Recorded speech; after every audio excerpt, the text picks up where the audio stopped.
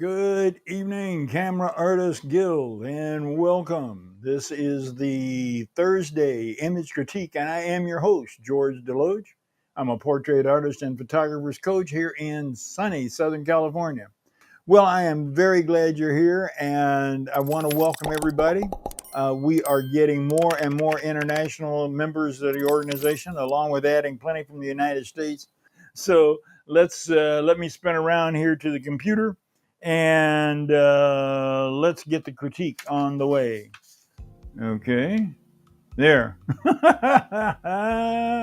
All right, good enough. Now we're up with the first image, and the first image is Sean Holmes. Okay, Sean, you have some nice skin tone there. You're working with daylight and natural light coming from above. Now let me give you a suggestion. When you're working with natural light, you found a nice time of day. It's overcast. You're not getting direct sunlight, but you're still getting the sunlight from directly above onto the subject. Now, one way that will help, if you can find it, is look for an overhang that pulls the light from coming directly above the subject coming down this way to coming into the subject on a frontal way. If you can find a carport, overhang, a tree, something that will cover this light coming down from the top, then that makes the light directional coming in from an angle, and it makes a much more pleasing image. So you're good there. Watch your composition. You've dropped the eyes just almost right bullseye center of the page. Move those eyes up a little bit, back out a little bit. Don't crop the hand off in the center of the knuckles. Pull back just a little bit, and I think you will add a new dimension to your work. So it's just pull back, find an overhang that will block that. Now, if you can't find an overhang and you happen to have an assistant or a reflector or something, hold that reflector above the head. Use it as a gobo to block the light, and that will help. Just something so that the light is coming in from the side like this rather than directly down from the top, and you won't get these raccoon eyes. See, you won't get that dark circle under the eyes, and you won't get that specular highlight right down the center of the nose. So again, and crop it, watch the hand on the crop, and back off a little bit, bring the eyes up to the 1/3 compositional line, and you're on your way. Okay, Sean, thank you, brother. Okay, Keith Davis, Philly. Definitely pregnant. We're dealing with maternity. Keith, you do so many different things, and congratulations, brother. Like I say, I've watched you grow, man, and get better and better each and every week.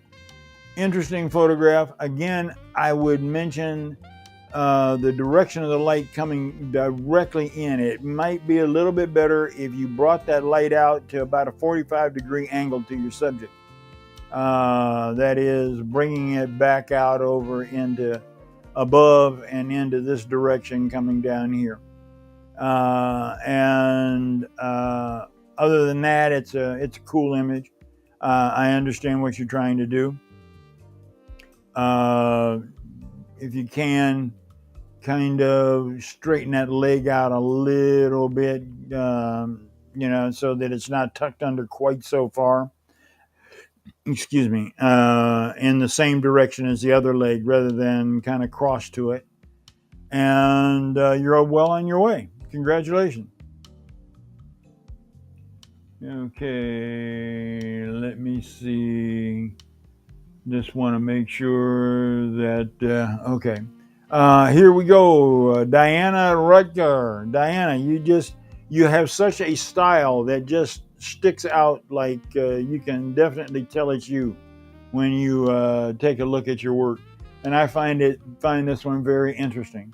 It is just kind of full of cuteness. You're using the environment that you have. You're not using any artificial light. It doesn't look like. You're running off the window light for this one. and the girls and their appearance really make the image. So congratulations. This is one other Diana Rutgers, and I put both of them up because I thought both of them had a lot of character. I would have, as a matter of fact, I have done a shot similar to this with a father and son, or grandfather and grandson, walking away. But this is a cool shot. It kind of gives the idea of looking off into the future. Everyone there is hand in hand. It's an interesting shot. And I think that you are in good shape.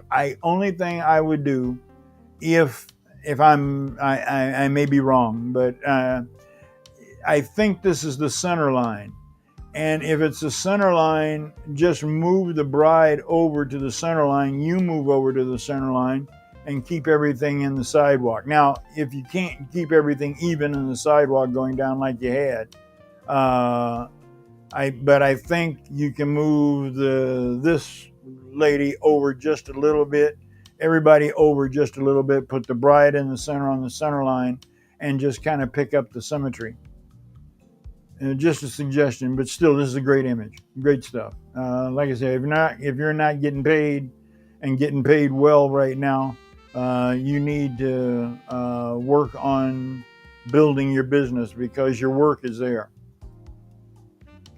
Okay, this is Anthony P. Robertson, and Anthony, this is stunning. It is really stunning. You're on the 1/3 compositional line. The light is great. The skin tones are great.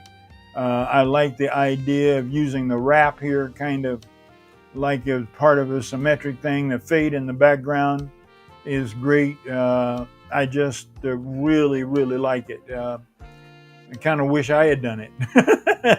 So.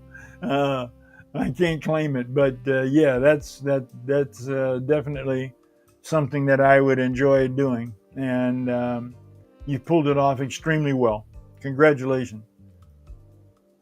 Okay, another great image from Willie Demetrius Richardson. Willie, you do a lot of fashion, and this is an interesting photograph. Not much I could say to it except for maybe changing the crop a little bit, but we go back and forth with the cropping. But still, nice lighting, nice work, and congratulations. And the last image is Steve Perry, and this is at a historical site in Pennsylvania, I think you said it was. But this is a lady in historical garb. We're working with window light, and I would just turn that head just a little bit more so that you got some of the window light over here onto this section of the face. If you can, it means you got to move camera left a little bit and bring the head just a little bit camera left, and I think you will hit it. The challenge is that the light coming through the window is very bright and the shadow side is dark. You've kind of gone a little overexposed on the diffuse values here in the side of the face, the side of the nose, the side of the neck, even into the blouse where the light is coming through the window light. It is a little overexposed. And now you probably did that to pull up your shadows. That's where you could use a reflector. I've got a trifold reflector. If you work by yourself, if you got somebody that can hold it, or you don't mind hauling equipment that allows you to hold it, well, do that. But a trifold is something that kind of looks like a triangle, but it's got a hand grip in the center or at the point of what would be considered the triangle. And it lets me hold it. So I would kind of come in, turn her sideways a little more into the light, lower my exposure just a little bit, pop that reflector up with one hand and then take the image. And I think those would kind of help you along.